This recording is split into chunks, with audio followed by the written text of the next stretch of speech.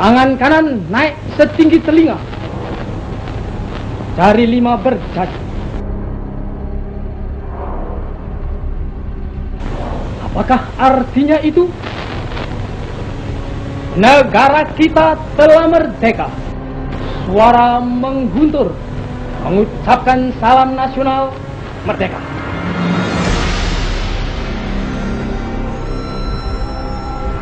Dan kita siap sedia mempertahankannya, walau dengan jalan yang bagaimanapun juga.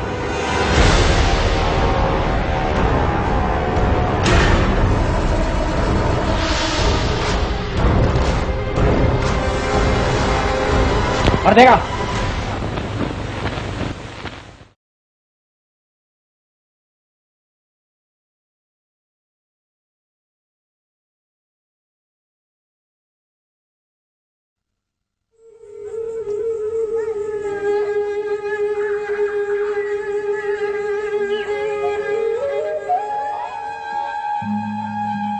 The family, we were just all at home. The kids, my sister-in-law was in the house, my 2 children, and Hood was there.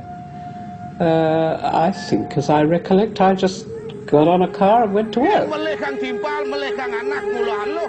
The 30th of September, I was at home with my children. The 30th. That evening, the 30th of September, I was invited to go with some other embassy people out to a shadow play being staged in a village outside of Jakarta.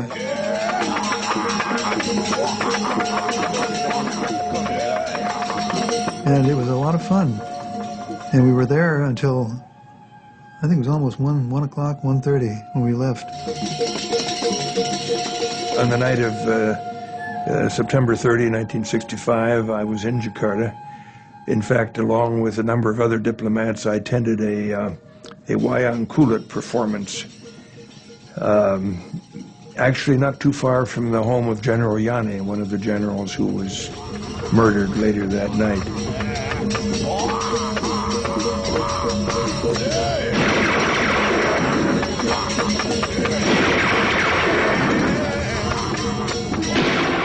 On the 30th of September 1965, 6 of Indonesia's most senior generals were dragged from their beds and brutally murdered.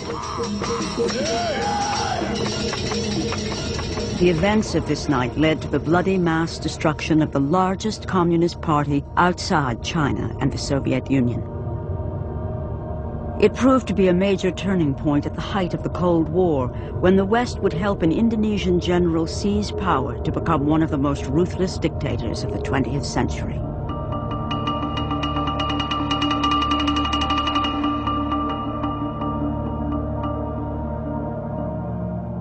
The United States, Britain, and Australia had desperately wanted to see the overthrow of this man, Sukarno, the first president of Indonesia.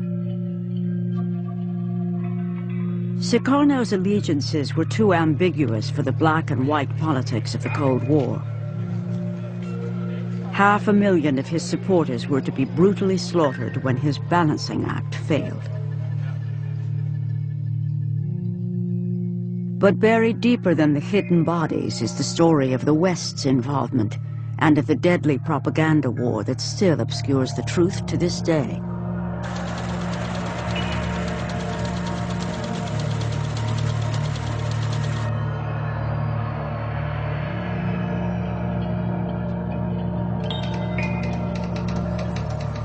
Popular understanding of what happened came from the reporting of a few Western journalists who were in Indonesia at the time. But it was a difficult story to cover, and what they did report was manipulated, cut, and buried in the back pages. This film tells the tragic story of what many would still prefer remain buried as a forgotten footnote of the Cold War. The man who came to power, General Suharto, established one of the most durable and corrupt family regimes of our time. He and his army have the sinister distinction of murdering more of their own people than any other regime supported by the West.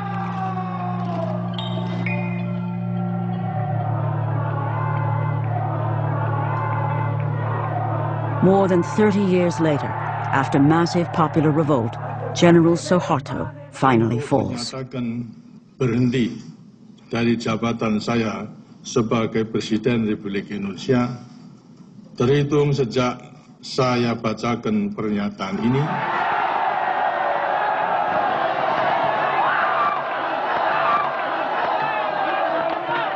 With General Suharto out of power, some Indonesians now feel bold enough to question the corrupted versions of their history.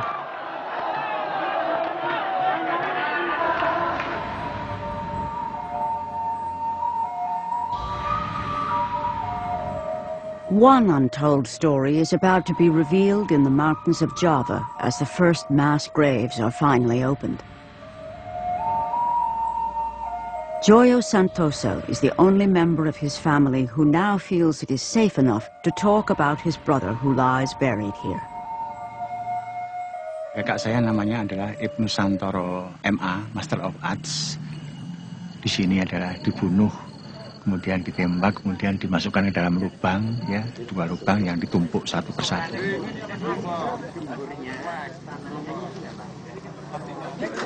Ibnu Santoro was dumped in this hidden grave, along with 22 others branded as communist sympathizers.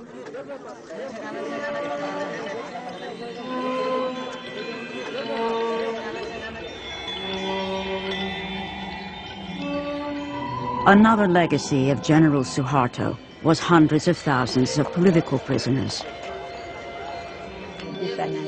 One of those was Dr. Sumiasi, who was a pediatrician in the capital, Jakarta. Yeah, I stayed in prison 11 years in 10 places. Yeah, okay. Yeah. Dr. Sumiasi was arrested without warrant, then detained without trial for allegedly being associated with the Indonesian Communist Party, the PKI. My crime is only that I was member of the HSI, and the HSI, it is the Indonesian Scientist Organization. It's a legal organization, but they think that the HSI was a branch of the PKI because HSI always worked for the people, and the army, they are very stupid. They are very stupid, very, very stupid. It is only now, too, that those forced into exile are finally free to return. Like Carmel Budiarjo, an English woman who settled in Indonesia in the 1950s. I returned to Indonesia as part of the victory of the Indonesian people in getting rid of Suharto, because as long as Suharto remained in power, I would never have been able to get back.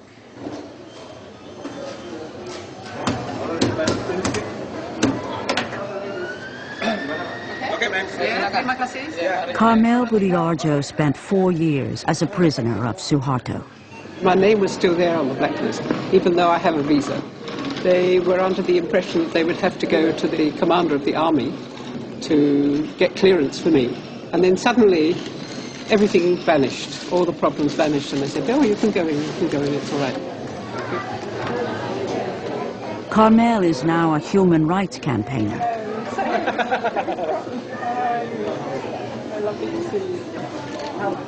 Her friends hope that her visit will help break the conspiracy of silence about the events of 1965.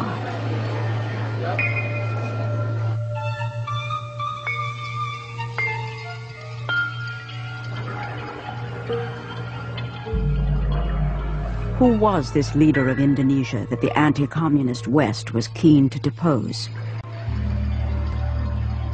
Sukarno was born in 1901 in Java, the dominant Indonesian island. He grew up under the demeaning rule of Dutch colonialism.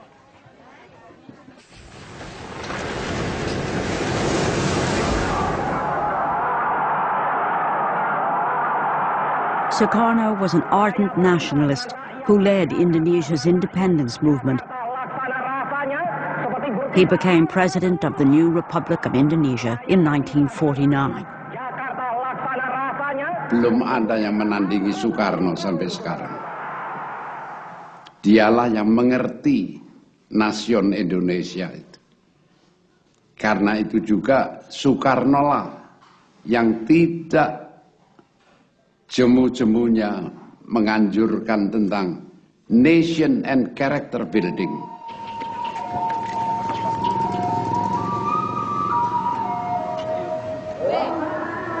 President Sukarno's ambition was to unite a new nation from a clash of cultures, languages, and the world's main religions.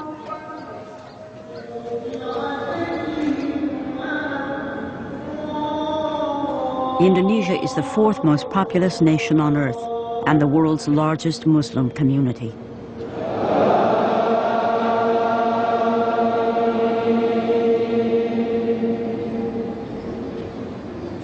Kepribadian banteng. Maka karena itu, ayo maju terus, jebol terus, tanam terus. Sukarno thought he could preserve his own one-man rule by balancing the competing ideologies inside his country. I tolerate all ideologies. The nationalist ideologies, the religious ideologies, the communist ideologies. So far, they are not making trouble or damage to the Indonesian state. Sukarno's balancing act might have succeeded indefinitely if the Cold War hadn't been raging outside Indonesia, where the domino theory held sway. Here's Indochina. If Indochina falls, Thailand is put in an almost impossible position. The same is true of Malaya with its rubber and tin. The same is true of Indonesia. If this whole part of Southeast Asia goes under communist domination or communist influence, Japan must inevitably be oriented toward the communist regime. America says welcome in a big way to President Sukarno. Vice President Nixon and State Secretary Dulles are on hand at Washington's National Airport. As leader of the highly strategic Indonesian domino, Sukarno was courted by leaders on both sides of the Cold War. He attempted a policy of neutrality, believing this was the best way for his young nation to gain assistance from East and West. May God give us, America and Indonesia, the best friendship which has ever existed between two nations.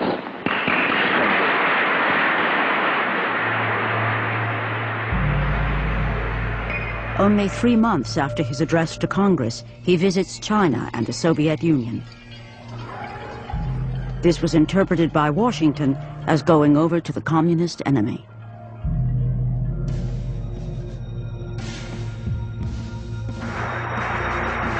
The United States becomes even more alarmed by the success of the Indonesian Communist Party in 1957 elections.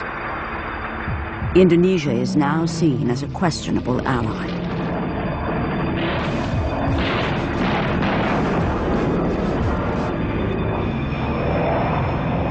In the largest covert operation since World War II, President Eisenhower backs rebellions against Javanese rule in the outer islands. Let's face it, the United States made a horrible blunder in 1957-58 in supporting an independence movement within Indonesia. It was a disaster. We should never have been in it in the first place, and if we were, we shouldn't have been in it the way we were. American involvement was revealed when a U.S. pilot was shot down. The U.S. quickly withdrew support, and the rebellions collapsed. Western intervention had backfired. Having stood up to a superpower, President Sukarno's grip on his country tightens, and he becomes emboldened on the international stage. Sukarno uses the United Nations to protest about Western intervention in his region. I hate imperialism. I detest colonialism. And I fear the consequences of their last bitter struggle for life. We are determined that our nations and the world as a whole shall not be the plaything of one small corner of the world.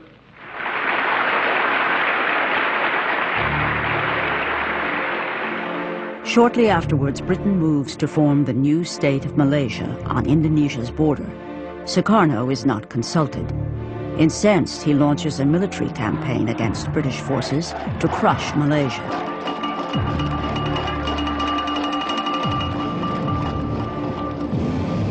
Britain's top propaganda specialist, Norman Reddaway, is sent to Singapore to take charge of Britain's propaganda war. What I remember Norman telling me, his mission was very simple. Do anything you can, he was told, to get rid of Sukarno. And he was given a budget. It was a matter of hundreds of thousands of pounds.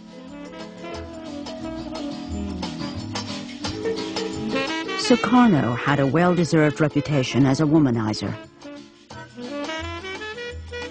The CIA had tried to undermine him in the eyes of his people by producing a pornographic film with a body double wearing a Sukarno mask.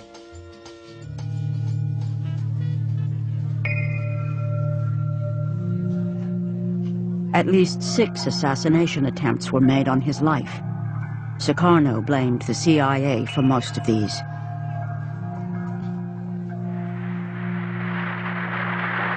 National Congress of the Indonesian Communist Party open.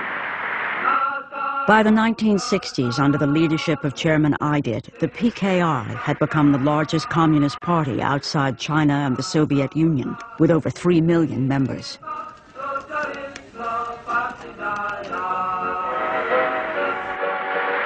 The personal appearance of President Sukarno increases the atmosphere of unity of this gathering.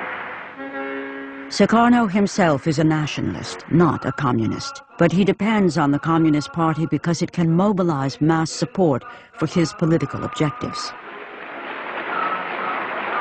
In return, Sukarno protected the PKI by banning anti-communist press and by restraining the army, also a potent political force in Indonesia.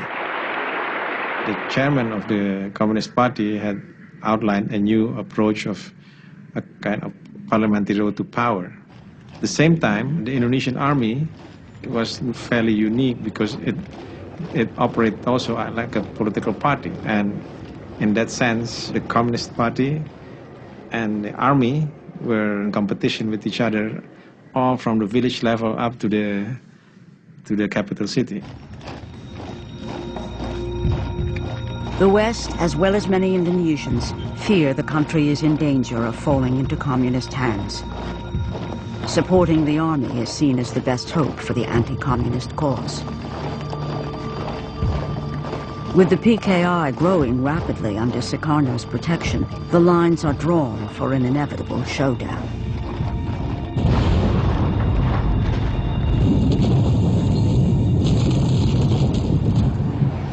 To the north, by 1965, the United States is escalating the war in Vietnam.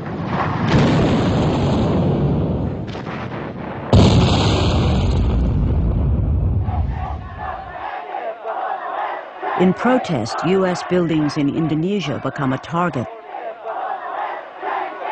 There were mass demonstrations, thousands of screaming demonstrators that would throw rocks at our embassy. Several with flaming rags around them. So we were, in effect, public enemy number 1 at that point. We had replaced the British. Anti-Vietnam War protests are also the order of the day at the University of Wisconsin, where Ibnu Santoro has been studying economics for the past 5 years.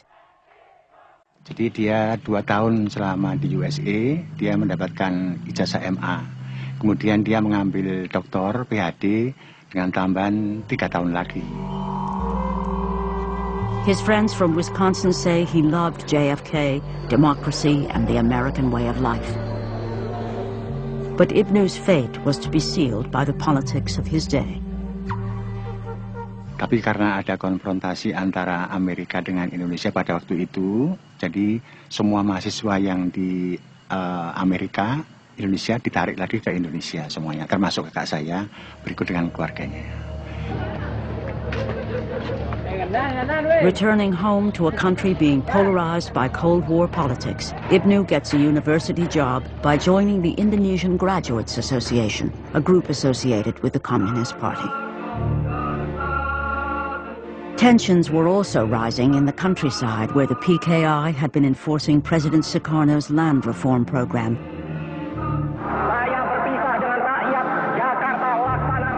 When the UN backs the formation of Malaysia, Sukarno withdraws Indonesia in protest and declares he'll join an axis with Peking and Hanoi.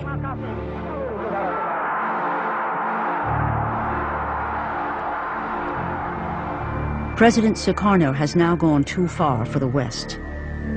For nearly 15 years, he'd balanced both sides of the Cold War. By 1965, Sukarno appeared to be siding decisively with the communists. The West, with Machiavellian logic, hoped the Indonesian army would step in. If the PKI mounted an unsuccessful coup, it would provide the perfect excuse.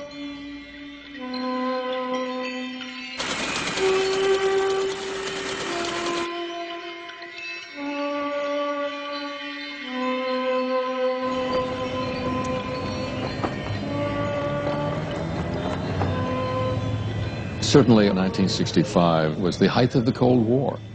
Vietnam was very important for the Americans, and the war wasn't going too well. The Marines had landed, but they had taken some bad reverses. And so when it appeared that at the back door, Indonesia was about to go completely into the communist orbit, there was a lot of concern. There was a lot of fear. Then Sukarno appears to collapse at a public reception, raising the stakes even further. There were rumors that his kidney was failing, and of course put the army on high alert. It did raise questions. If he's sick, what will happen if he dies? Who will move? Who will take over? The PKI do it by themselves? Will the army do it? Will God knows who else do it? Rumors circulate that an Army Council of Generals, backed by the CIA, is plotting to overthrow Sukarno. Army was clearly keen if Sukarno became incapacitated, they would seize power.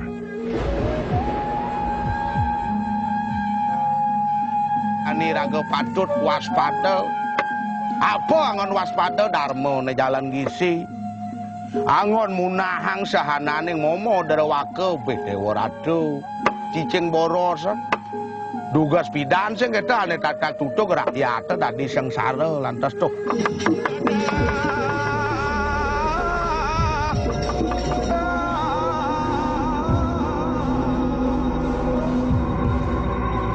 On the 30th of September 1965, Indonesia is changed forever. This 4-hour film is General Suharto's version of the events of that night. It was shown every year on all television stations while he was in power. It portrays junior army officers supposedly under control of the communist PKI, kidnapping and killing the head of the army and 5 senior generals.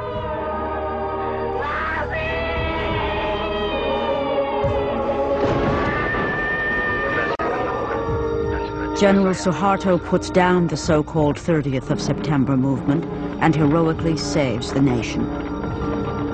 It's all over in less than 24 hours. My God, they said, well, they've done it. And the air attaché came running in and said, there were the servants in his house said they were shooting out in back of his house. Some general got hit, they said. Turns out to be Panjaitan, who lived right behind him there. So, well, this was beginnings of a very upsetting environment. But we didn't know what the heck was going on. The morning of October 1st, when Time magazine called me and said, Don, there's been a tremendous coup. We don't know what's going on, but we know that 6 of the top Indonesian generals have been killed in this slaughter overnight. And we don't know whether Sukarno is behind it, what's going on, but you're the only person, the only journalist in Hong Kong that has a visa. 3 days after the murders, the bodies of the dead generals are discovered in a well. President Sukarno has appointed General Suharto to restore security. Suharto personally witnesses the exhumation. Suharto also closes down the civilian press. The army-controlled newspapers run false but graphic stories telling how communist women had tortured and mutilated the generals, gouging out their eyes, cutting off their sexual organs, and dancing over their bodies.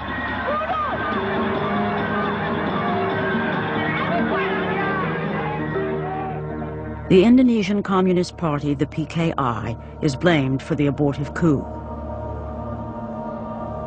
The first big event I covered in Jakarta was the funeral of the 6 generals. We had heard tales about the way this slaughter had been done, the mutilation of the generals, how they had been tortured and killed. And we had no way of knowing it. We didn't speak to any eyewitnesses.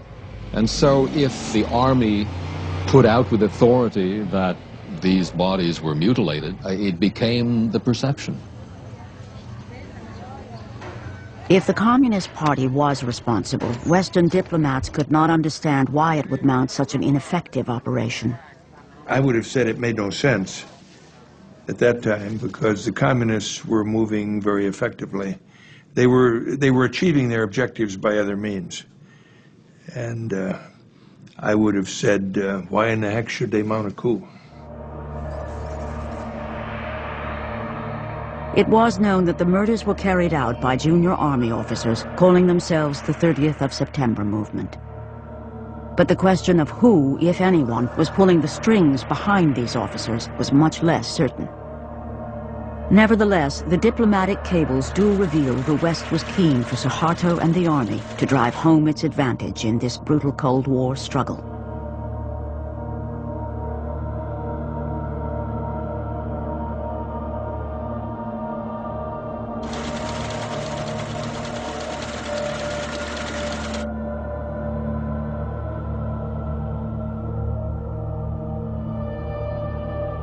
In the 3 or 4 weeks following the putsch, Norman Redaway put together a radio program which was then sent back into Jakarta and broadcast to Indonesian people, in the Indonesian language of course, purporting to be an Indonesian-sourced program.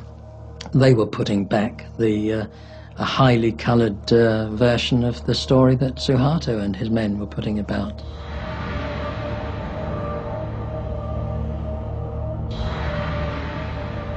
The British-made propaganda program called The Voices from the Well was broadcast from a radio station set up next door to Suharto's house.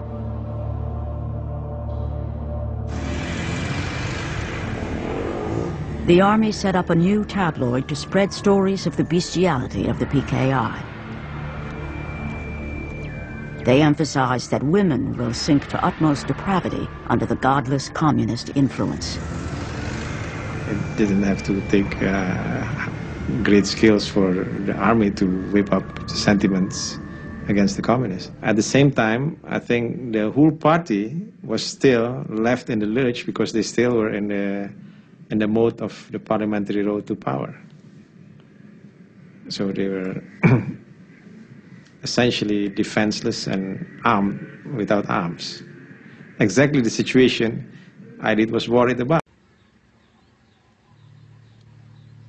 Chairman Aidit, the communist leader, went on the run in Central Java, telling people to defy the accusations against them by carrying on as usual. It was advice that would prove fatal for many. PKI members in President Sukarno's cabinet were arrested, and other senior leaders secretly executed. Sukarno was rapidly losing his grip on power. He appealed for calm, but was powerless to protect the Communist Party he had courted for so many years. After the 30th, when we heard about the rebels, we had very much very many books from Leninism, Marxism, and so on. My husband said that we must burn it.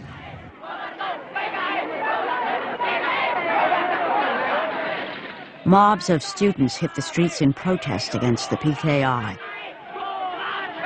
The army supplied them with lists of targets to be attacked. The Communist Party headquarters was the first to be destroyed. As time went on, we saw that the anti-Sukarno factions of students gained in strength and importance, and of course they were manipulated and steered by the army. I often saw army officers talking with or conferring with students, letting them know how far they could go that day.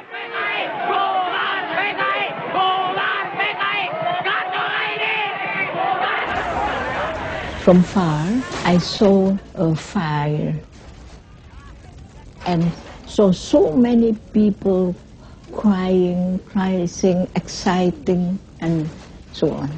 And I said to my driver, "Oh, stop, say, you must, we should drive on." Dr. Sumiyoshi was coming home from work when she saw her house in flames. Did you ever go back to your house, or was that the last? Oh, no, not anymore to my house. It's already destroyed by the 2 or 3 trucks hired by group of Suharto. Dr. Sumiyoshi and her husband left their 3 children with relatives and fled.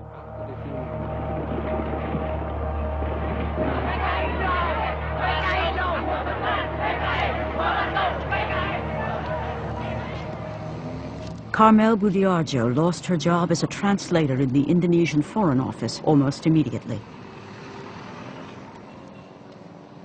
As suspected communists, Carmel and her husband were arrested by the military. I was sitting in the small room on the side here, and the soldiers came in and they asked for me. That's where I was arrested, in the front room.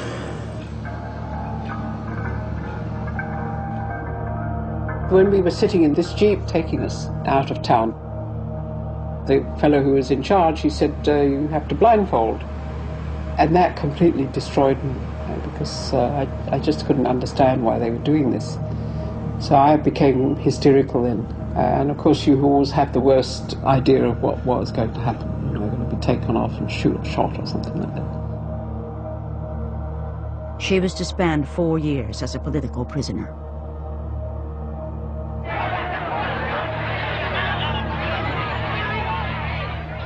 In the capital city, even people with the most tenuous links to the PKI are arrested en masse.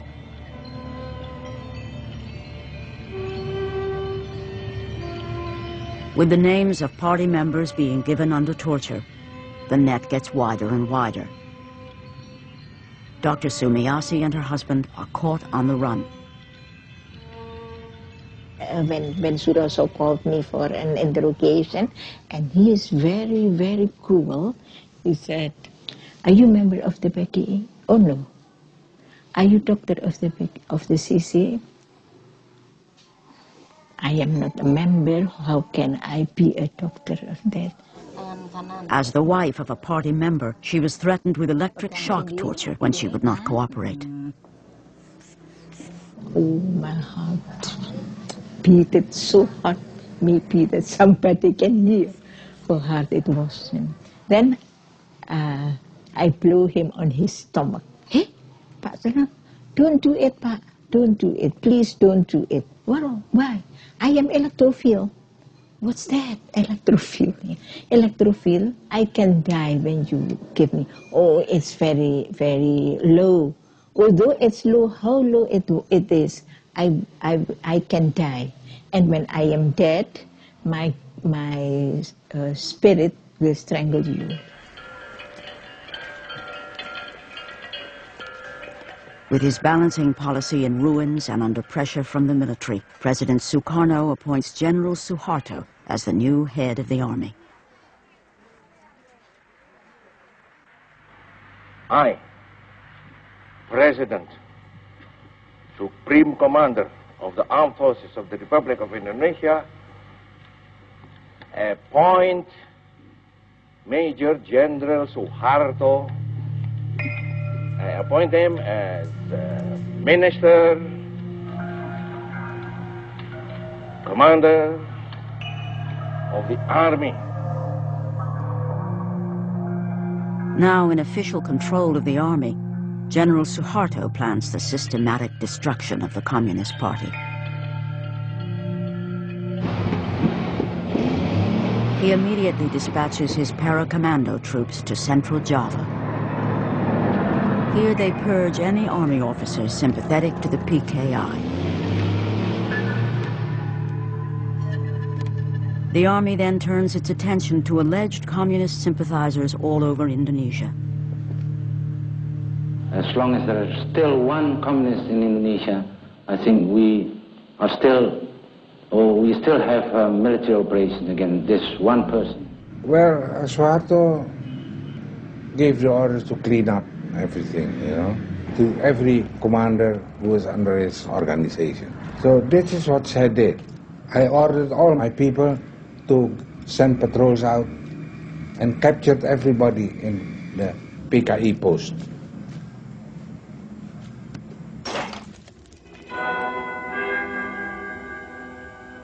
Captured PKI leaders at first stuck to their principles of keep your mouth shut, or you don't know anything, can't do anything, and don't understand anything. But the operations has found an efficient answer to these slogans by launching the drive of surrender, support the government, or die.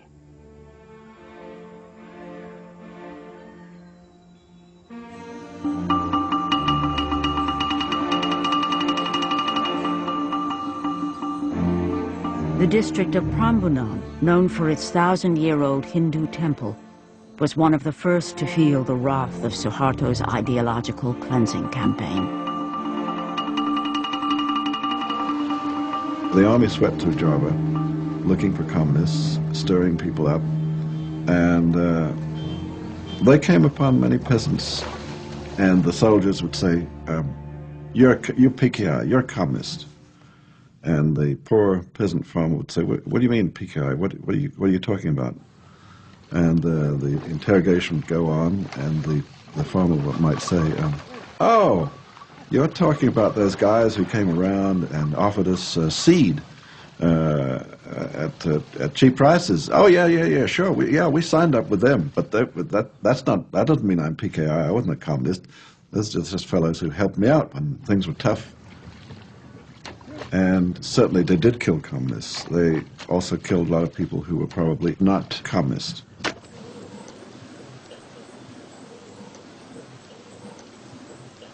Kalau dipuruki kan bur yang mati kepedil wonten lepen iki.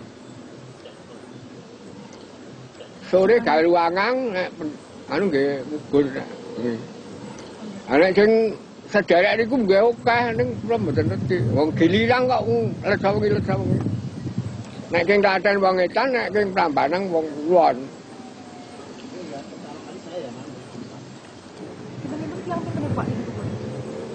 Nek elingan kula nggih antane 800-an nggih. Liwat.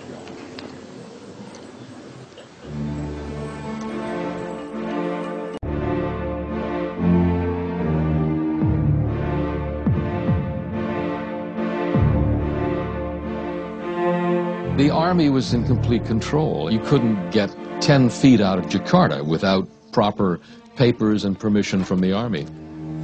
After hearing reports of great slaughter going on, I was finally allowed to drive down there. At that time, there were 2 or 3 military trucks filled with civilians, families, men, women, children. And we were told these were communist suspects. This wasn't something I was supposed to see. But I can recall that day there was something like 2,000 people just in that one day being rounded up and taken to a central holding place. One of the most amazing things was that you had a major, massive communist movement done in with weaponry and power and force that was contributed by the Soviets, which is, there's a tremendous irony in that, and we can't help but take a certain satisfaction in that.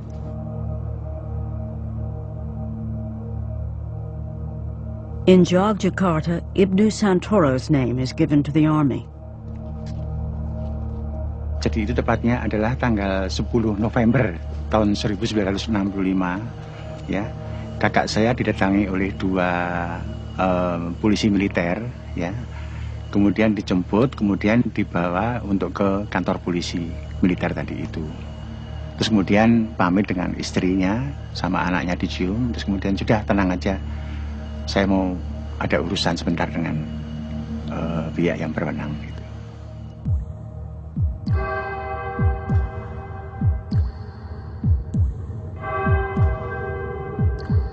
Ibnu Santoro is taken to this interrogation center, only a few hundred meters from his house. Here he is detained and tortured. Kalau ditahan di situ, kemudian tiap hari dia datang mengantar makanan, minuman, pakaian, juga rokok. Setelah itu, kemudian selang beberapa bulan, ya, itu kita mau ke sana, sudah dikatakan bahwa Ibnu Santoro sudah tidak ada di situ lagi.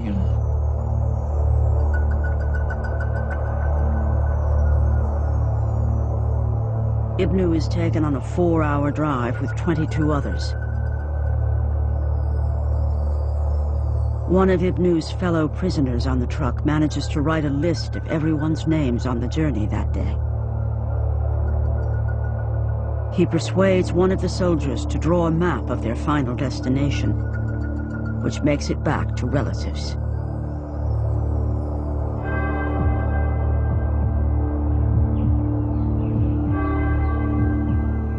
Ibnu is taken to a forest near the village of Kaliwiro, where a hole has been prepared. Here he is shot in the back of the head.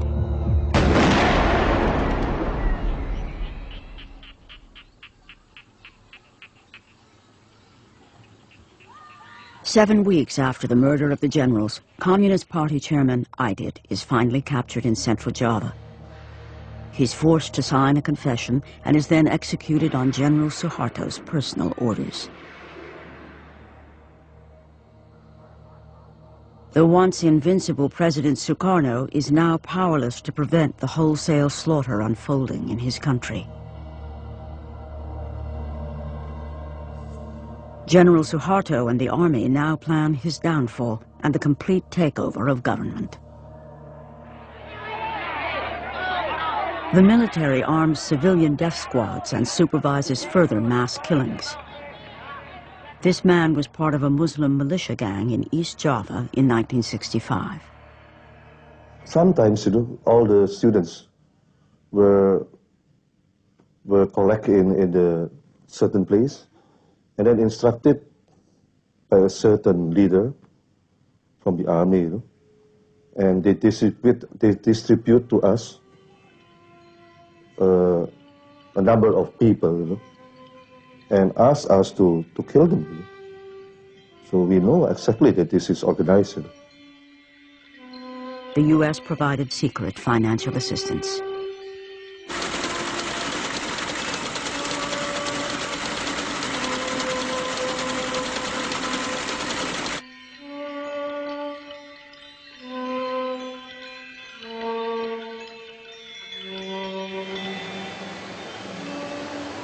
I saw many broken bodies and many pieces, torsos, legs, arms, floating in the canals.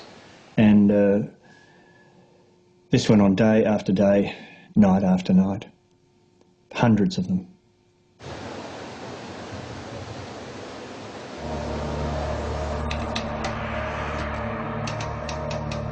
Although there were several journalists inside Indonesia filing reports, the true story of a one-sided slaughter did not immediately reach the Western public.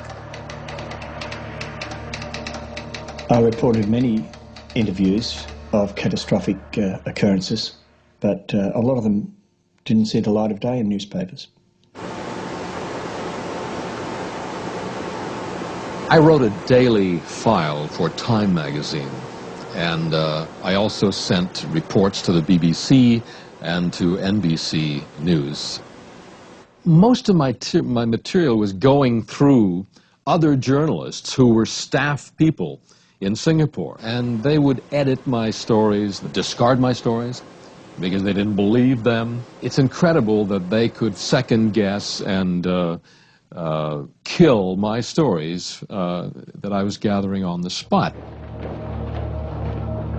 In the mid-1960s, at the height of the Cold War in Southeast Asia, stories that might engender sympathy for communists were not welcome. In this context, most newspapers and broadcasters reported the Army's death squads as engaged in a civil war.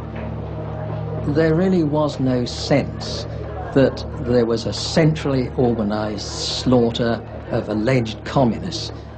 It was being presented from all directions as a sort of running battle going on between, you know, organized communism and an organized army. It was a cleaning up operation. It was not a slaughter. The word slaughter didn't pass anyone's lips at that time. The scale of it was not understood.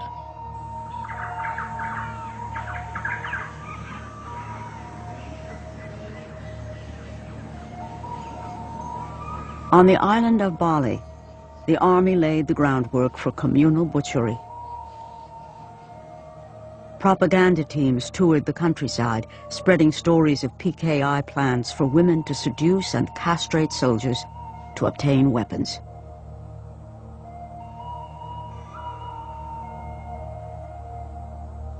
There was a deadly choice. You either took part in crushing the communists, or you were one of them.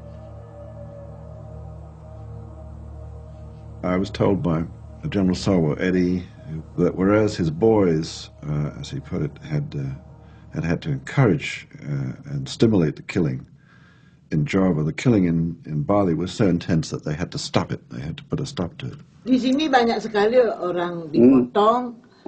Saya sendiri, saya nggak tahu, saya nggak sengaja bicara. Ketemu saya orang dipotong, saya begini. Nih kenapa anaknya saya salah, saya menangis, saya sama anak saya, baru saya nangis, kenapa nangis, nanti dipotong, tetangga saya digalaki. Kenapa nangis orang dipotong, ketagihan potong, ya boleh saya potong.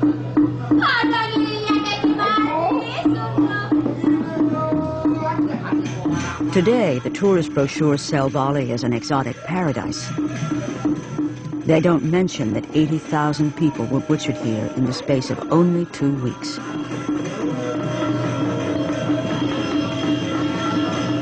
From the West point of view, the bloodbath had begun as an opportunity to see an end to Sukarno and the communists.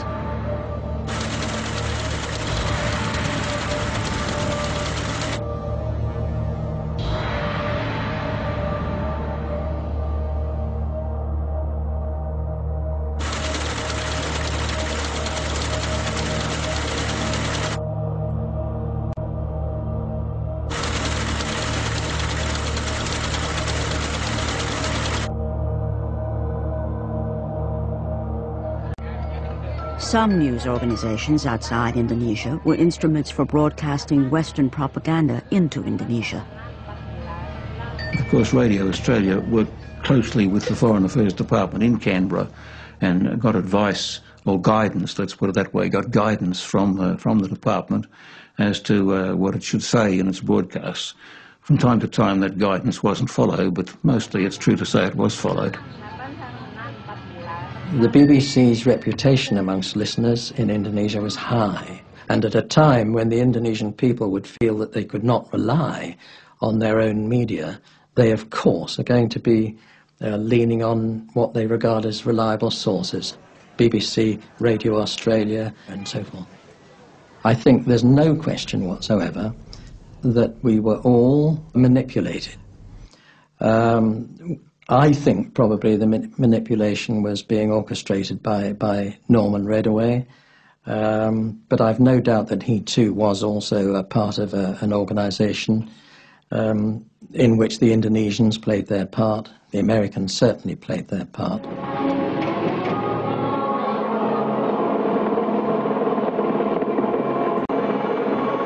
Six months after the murder of the generals, hundreds of thousands of communists and their alleged supporters lay dead. General Suharto's troops surround Sukarno's palace, causing him to flee by helicopter.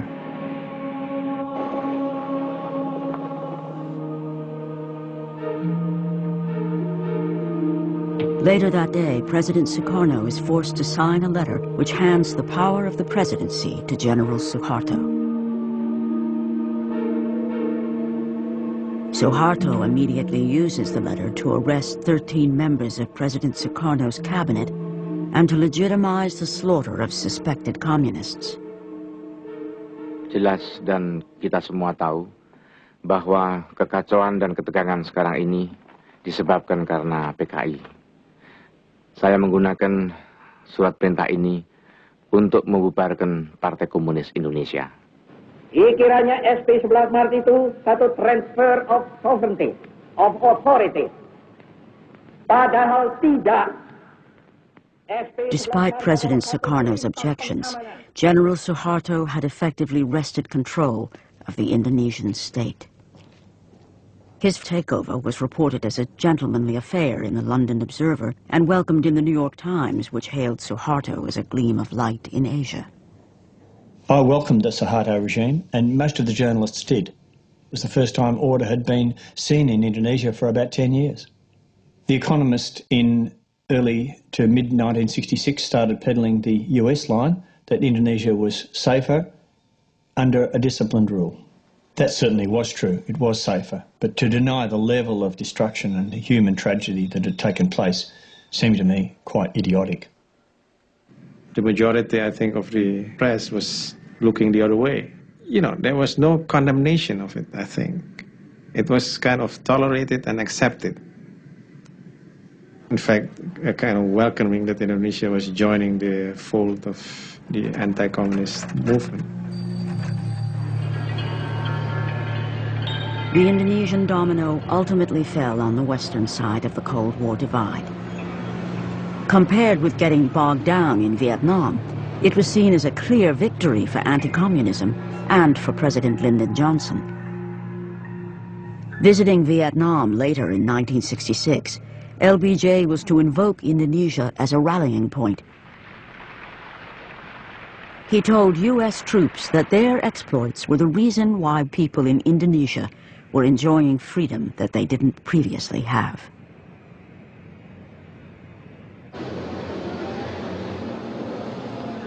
But in reality, it would be more than 3 decades before Indonesia would taste political freedom and freedom of speech. Now, after General Suharto has fallen, Indonesians can finally question his official version of their history. Like Professor Arif Budianto, the forensic pathologist who in 1965 was called to examine the bodies of the dead generals.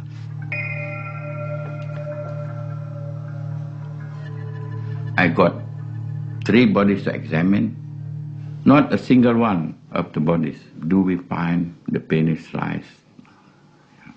Or we had signs of torturing, we don't find. Nobody is glad to sign our reports because the newspapers, they wrote already about the torturing. They said the penis, they cut it off and then they throw it. They play with that, the Garwani's women. Professor Budianto's autopsy report was suppressed under the orders of General Suharto. Many Western journalists accepted the lurid story without question. Terror and bestiality was a calculated part of the PKI plan. They even had special mutilation squads made up of girls. Sex orgies went on before the torture ceremonies got underway. Eventually, the mutilated bodies were dumped down a well.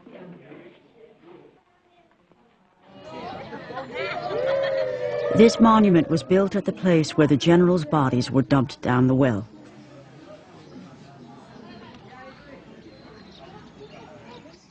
This is what pains me most, to see the women here, because I spent several years together with women who had been tortured to confess that they had perpetrated sexual crimes against the bodies of these generals. And of course we know that that was not true. Their confessions were published in the newspapers. And this was perhaps the most important propaganda weapon that Suharto used to send people out and kill members of, or suspects, communist suspects, family, everything.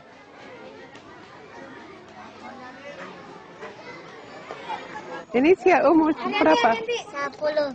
10 juga? Sekecil. Dan ini juga 10. 12. Kenapa dibawa ke sini? Jalan-jalan aja.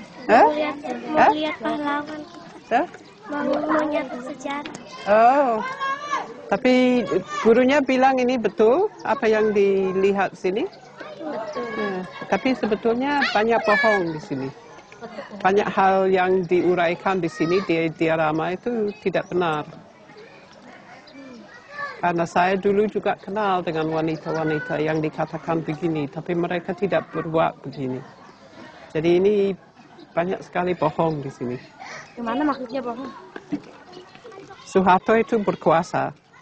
Jadi dia membuat ceritanya sendiri apa yang terjadi di sini supaya orang benci sama PKI. Dulu kan Sukati itu putar 31 September. Iya. Itu filmnya itu benar apa enggak itu? Tidak benar. Ya. Banyak bohong. They say here these killings shouldn't be repeated. What happened after this was not 6 people being killed, but more than 600,000 people killed. And these are the people I'm thinking of now, because I think they deserve a monument for the way in which they were killed.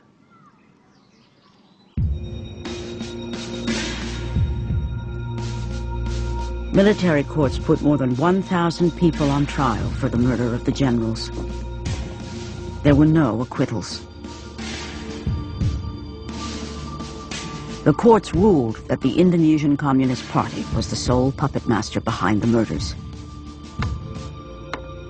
Over 70 death sentences were handed down for the crime of having prior knowledge of the plan. But it's far from clear who else had prior knowledge of the plan to kidnap the generals. True responsibility is variously attributed to President Sukarno, General Suharto, and Western intelligence agencies.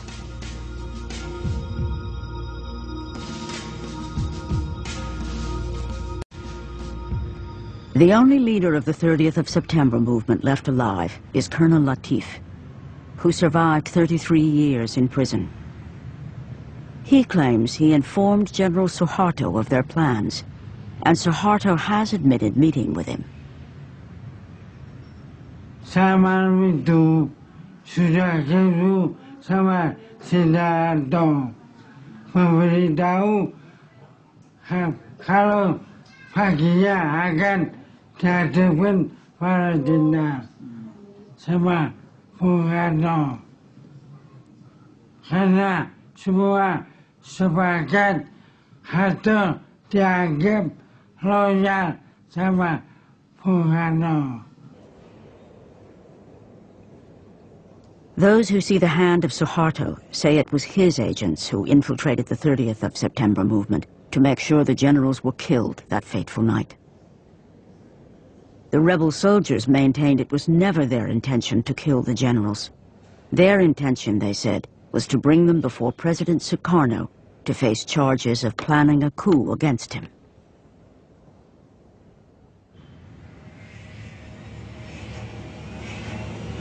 President Sukarno was put under house arrest for his supposed involvement. He died a broken man in 1970. But what of the role of Western intelligence agencies? Omar Dani, head of the Air Force, received a death sentence for his foreknowledge. Released after more than 30 years in detention, he clings to a view that many Indonesians like to believe. I think that the CIA is fully involved.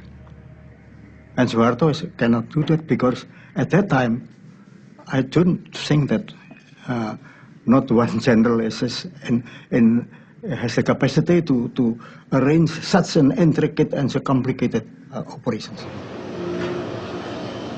As CIA station head at the time, Hugh Tovar denies the CIA had any involvement in the conspiracy. In my time, 64, 5, and 6, the CIA was never told to do any such thing. The CIA was sent out there to collect intelligence and report it to headquarters and to tell us what in the name of heaven is going on in that crazy country. You know, that's the way it was. And if the audience can't take that at face value, there's nothing I can say that's going to convince them. What is fully established is that Britain and the US gave extensive support to the army immediately after the murder of the generals, including providing weapons. The full extent will not be revealed until all the documents have been declassified, which could take many decades.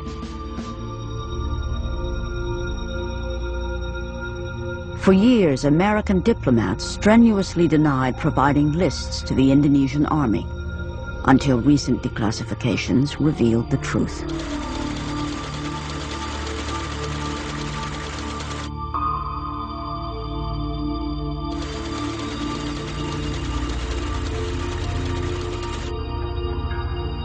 There were lists going around. I don't know who compiled them, but the theory was they're the people who are going to be extirpated next. So clearly there was a method and an organization behind it all.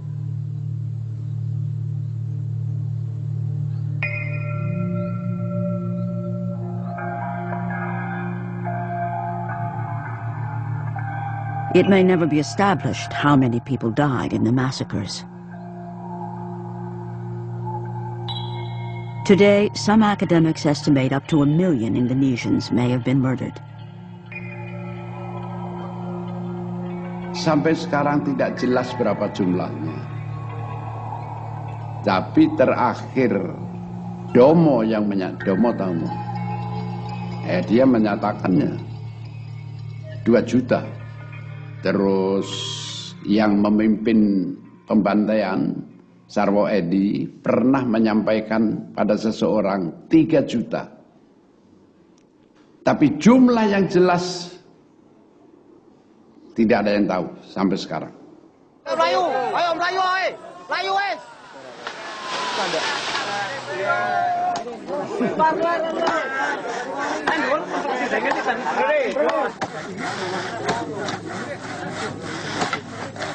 The newly established Massacre Victims Research Foundation wants to confront history by digging up the skeletons that have lain silent for 35 years.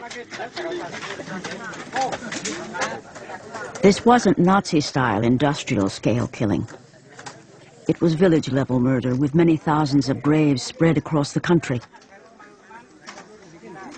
Ya, kami mendapat surat dari yayasan itu yang mencari orang-orang hilang tadi itu, dan dinyatakan bahwa itu para korban yang telah dieksekusi sebanyak 23 orang itu, Kaliwiro ini, itu makamnya akan digali kembali.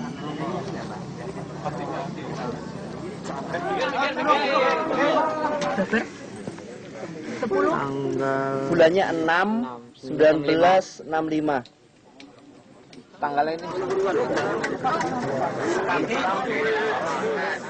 This grave is unique because here the dead can be identified. The list of names and the map that was smuggled back to relatives provides the crucial information.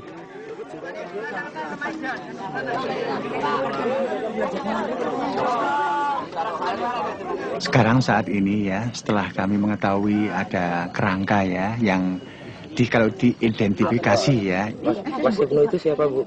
Dr. Andus Ibnu Santoro.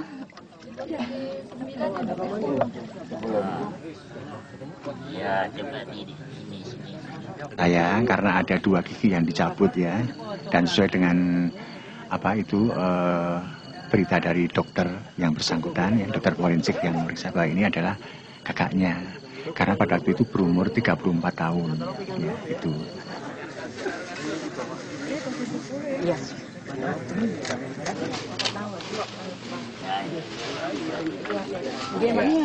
Ini lubang keluarnya kayak. Ini lubang keluarnya. Lubang masuk.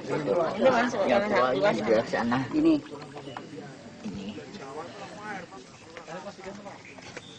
Ke depan. Nah, ini lubang keluarnya. Di sini adalah dibunuh, kemudian ditembak, kemudian dimasukkan ke dalam lubang, ya, 2 lubang yang ditumpuk satu persatu tanpa ditumpuk kayak apa saja itu, kayak kayak menimbun binatang saja itu. Itu saya merasa sakit. Tapi itu kita sebagai seorang Islam Muslim ya, yang beragama ya, itu semua kita kembalikan kepada Yang Maha Kuasa. For Indonesian Muslims, it's traditional to make an annual visit to the graves of their relatives. These families can now rebury their lost relatives in accordance with their beliefs.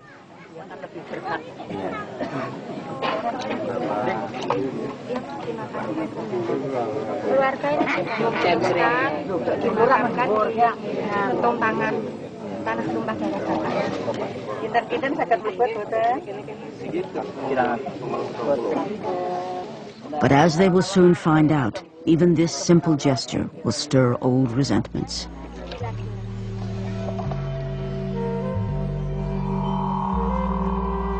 An estimated 600,000 political prisoners were held without trial in the early years of Suharto's rule. Carmel Budiarjo recalls sharing a prison cell with Dr. Sumiasi. What always sticks in my mind about Dr. Sumiasi was she said, we must not succumb to their bullying. And the way we don't succumb is by staying healthy. We have to survive. The 2 women haven't seen each other since prison 30 years ago. Can't believe it. Hello, how are you? Yes.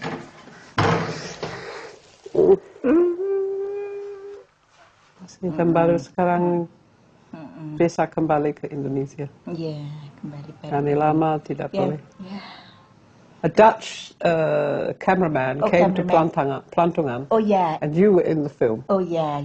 Examining the patient. With your ear. With my That's right, with your ear. ear. The only doctor in Plantungan is herself a political prisoner. I am checking her heart with my bare ear.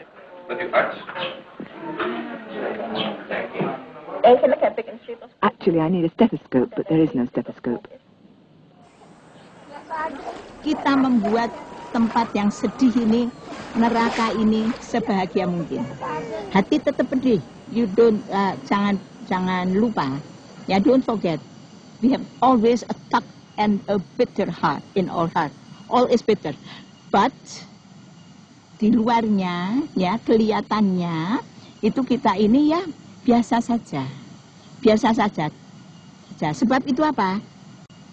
Ya, oleh karena kita tidak tahu kapan mau keluarnya, berapa lama, jadi membuat hidup di sini ini sebaik mungkin. In the 11 years she was detained, Dr. Sumiasi barely saw her 3 children grow up. Kalau anak tidak tahu, kalau anak saya ngomong bahwa saya bukan anak saya, tahu. Waktu dibawa ke Plantungan saya, terus ditawarin mesti keburu, anak berapa coach rodet tanpa anak, jadi berangkat sendiri. Nah gitu, jadi tidak pernah ngomong seitunya. She wanted to protect her children from the vilification directed at families of communist suspects. Even today, her children still call her auntie in public because of the institutionalized shame from the Suharto years.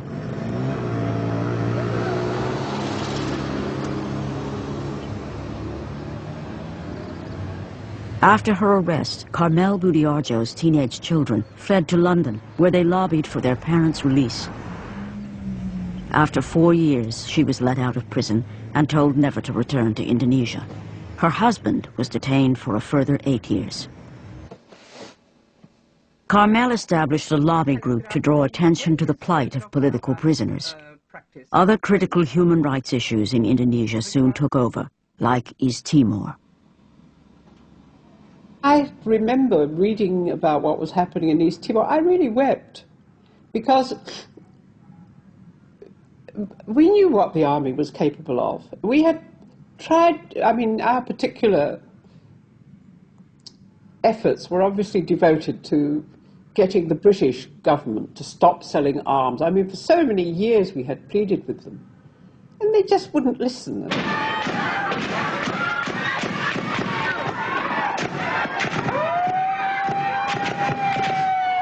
By the 1990s, the Indonesian army had been getting away with murder for 25 years with scant criticism from the West. But on this occasion, the Western media managed to get pictures of one of its massacres in broad daylight. In East Timor, the Indonesian army used their tried and true tactic of recruiting militia gangs, the tactic condoned by the West in 1965. I do see a line there right from the start. We condoned it, let's put it that way. I don't think we should have condoned it entirely as we did. We've given them the impression, particularly the army, that, you know, in the long run they can do what they like. But it was the people of Indonesia themselves who suffered on an even greater scale under General Suharto's military dictatorship. In Indonesia, the army was fully in control of the political instruments of power through surveillance and domestic intelligence, you know, conducting, you know, dirty tricks, operations, including extra-legal killings, kidnappings, you name it, torture, state terror.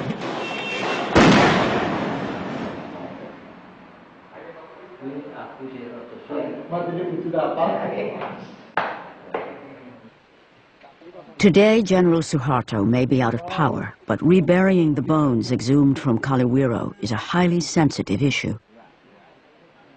Along with the relatives of other victims, Joyo Santoso has come to transfer his brother's bones into a small coffin for reburial in the family cemetery. The foundation has obtained permission to rebury those bones unclaimed by relatives here in the village of Kalaran.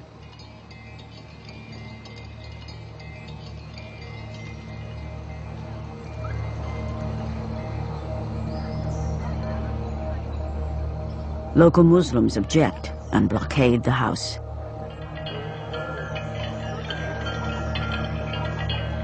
The generals then order the people to be against the communists by picturing the communists as the culprits of the attempted coup d'etat on the night of September 30 and the consequent times. So people were against communism, but actually it's misperception.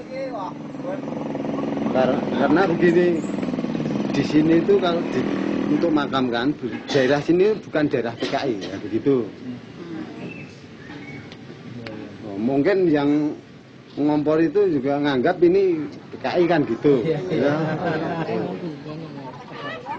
With the house blockaded, Joyo and the other relatives try to remove the coffins to safety. Kita berangkat keluar, ternyata di depan rumah Pak itu Irawan sudah ada poster-poster. Ya, kemudian juga sudah ada, jadi pintu keluar itu sudah diblokir sehingga keluar jadi keluar masuk daripada rumah Pak Irawan itu sudah diblokir.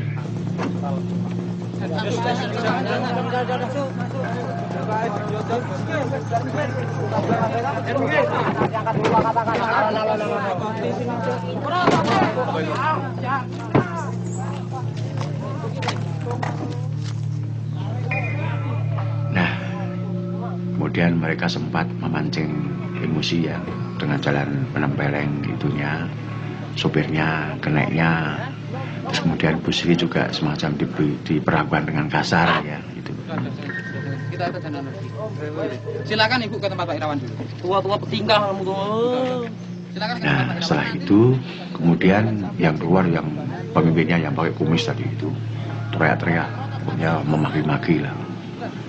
PKI gini. Kemudian kanan, ayo siapa mau marah ya, sambil mengeluarkan pisau belati. Yang mau marah saya bunuh. Cuma kecemburuan ideologis, karena kita tahu semua bahwa yang akan dikebumikan ini tulang belulang dari orang-orang yang boleh dikatakan sebagai ex G30S. Joyo and the others managed to rescue their relatives' bones for later reburial.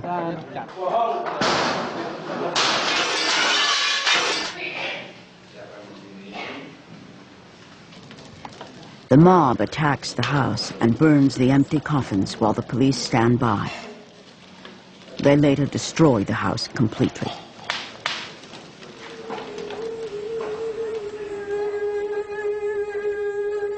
In the stories of the shadow plays taken from ancient Hindu texts, injustice is bloodily avenged.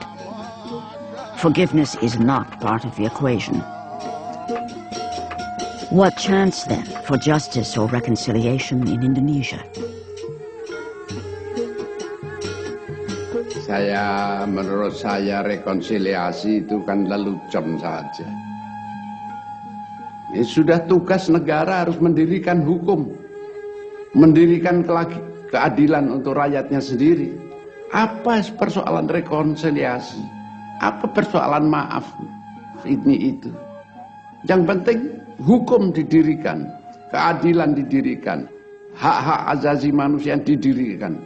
Itu persoalan yang harus dilakukan oleh negara. We have to be honest to history. If we did a wrong thing, then we have to apologize for it.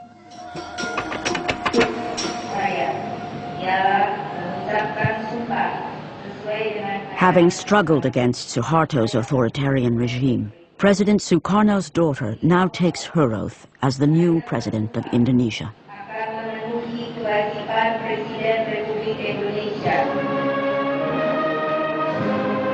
Like her father before her, Megawati Sukarno Putri must balance the volatile forces inside her country.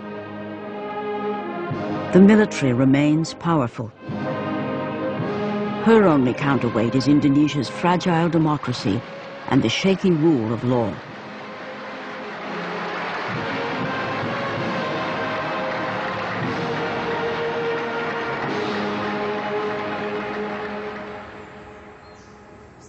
After 35 years, Ibnu Santoro has been rescued from a mass grave and is being given the dignity of a proper burial.